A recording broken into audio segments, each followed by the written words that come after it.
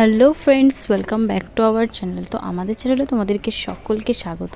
তো আজ আমি নিয়ে চলে এসেছি আপনাদের সঙ্গে একটা নতুন রেসিপি, যেটা হচ্ছে পাঁপড় রেসিপি। তো দেখলাম সবাই পাঁপড় বানাচ্ছে, সবাই অনেক কিছু বানাচ্ছে। তো আমিও ভাবলাম একটু ঘরে যে উপকরণগুলো আছে সেগুলো দিয়েই বানিয়ে নিই। আমার ঘরে ছিল সাবু, সেজন্য সাবু দিয়ে আমি একটা পাঁপড় বানিয়ে নিলাম। তো চলো দেখে নাও কীভাবে কি বানাচ্ছি। তো আমি এখানে 2 কাপ সাবু নিয়েছি, ভিজিয়ে নিয়েছি সাবুটাকে 10 মিনিটের জন্য। ভিজিয়ে নিয়ে 2 কাপ সাবু দিয়েছি, আর তার মধ্যে দিতে হবে সেই কাপেরই 4 কাপ জল। 2 কাপ সাবু 4 কাপ জল দিয়ে ভালো করে ফোটাতে হবে। তো দেখো কিভাবে কি করছি। তো ভালো করে ফুটিয়ে ফুটিয়ে আর কি মানে জিনিসটাকে কম করে নিতে হবে। তো এদিকে দেখো আমি গ্যাসটা অন করে দিলাম। মানে আগেই গ্যাসটা অন করবে না, পরে গ্যাসটা আগে সব কিছু যা যা উপকরণ জল আর সাবুটা দেওয়ার পরে তারপরে তোমরা মানে গ্যাসটা অন করবে। আর প্রথমে একটু হাই থাকবে গ্যাসটা, তারপরে আস্তে একদম লো আছে ওটাকে ভালো করে বানিয়ে নেবে। তো দেখতে পাবে একটু পরেই তোমরা কতটা চেঞ্জ হয়ে গেছে সাবুটা। দেখো পুরোপুরি একদম মানে সিদ্ধ হয়ে গেছে, তোমরা দেখেই বুঝতে পারছো যে মানে পুরোপুরি ট্রান্সপারেন্ট এসে গেছে সাবুটার মধ্যে, মানে হোয়াইট হোয়াইট হয়ে গেছে। তো তখনই তোমরা বুঝতে পারবে যে সাবুটা সিদ্ধ হয়ে গেছে। তারপরে তোমরা যতটা মানে করার মানে দেখতে পাচ্ছ এরকম মানে একদম ঘন করে নেবে। আর একদম যখন ঠান্ডা হয়ে যাবে, ঠান্ডা হয়ে যাওয়ার পরেই তোমরা কিন্তু মিক্সিতে দেবে। গরম অবস্থায় একদমই দেবে না, তাহলে খুবই মানে হয়ে যাবে, অসুবিধা হয়ে যাবে। ওটা গরম অবস্থায় ওটা মানে তোমার খুলে বেরিয়ে যাবে পুরো জিনিসটা। ঠান্ডা হয়ে গেলেই তারপরেই তোমরা মিক্সিতে ওটাকে পেস্ট করে নেবে।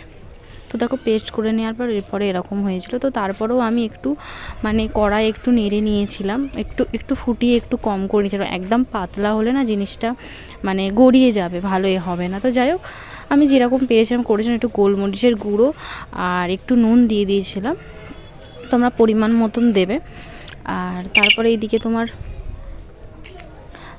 মানে প্লাস্টিকের উপরে একটু তেল লাগিয়ে নিয়ে তার উপরে আমি এখানে এগুলোকে দিয়ে দিচ্ছিলাম রোদে শুকাতে।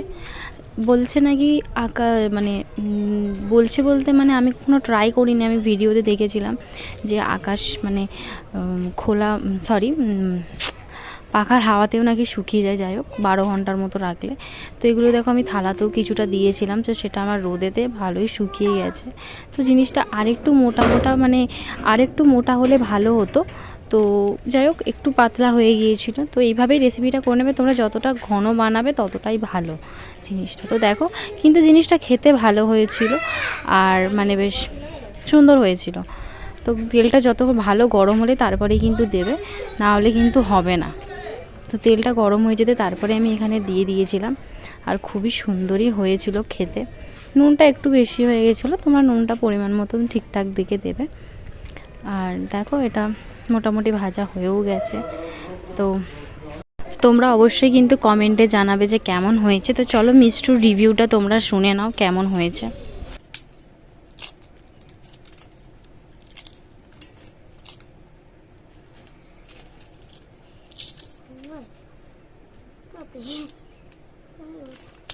মিষ্টু খা।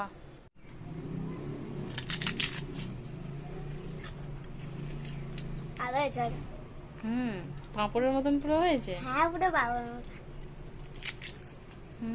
দেখতে পাচ্ছ তোমরা আঁচটা কি সুন্দর হচ্ছে পাঁপড়টা।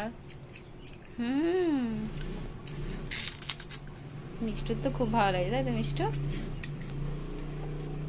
চলো টাটা করে দাও। তো আমাদের রেসিপিটা কেমন লাগলো অবশ্যই তোমরা জানাবে, আর ভালো লাগলে লাইক কমেন্ট শেয়ার করে দেবে। তো চলো টাটা। আমি আর ক্যামেরার সামনে আসছি না, কারণ আমি ঘেমে একেবারে অবস্থা খারাপ। আমরা আরেকটা